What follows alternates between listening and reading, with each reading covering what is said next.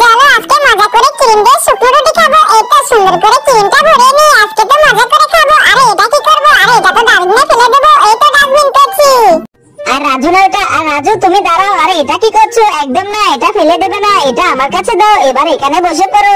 এই তো ক্রিমগুলো সুন্দর করে লাগিয়ে দিই, তাহলে দেখতে অনেক সুন্দর লাগবে, খেতেও হেভি টেস্ট লাগবে। চলো এবার সুন্দর করে লাগিয়ে দিই। আরে রাজু এই নাও তোমার শুকনো রুটি ও ক্রিম।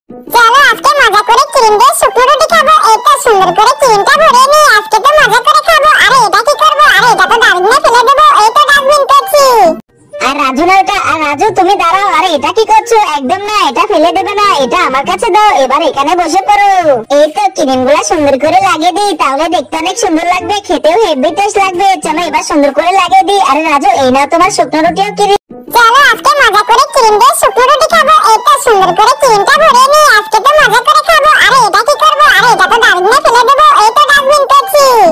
আর রাজু না এটা, আর রাজু তুমি দাঁড়াও। আরে এটা কি করছো? একদম না, এটা ফেলে দেবে না, এটা আমার কাছে দাও। এবার এখানে বসে পড়ো।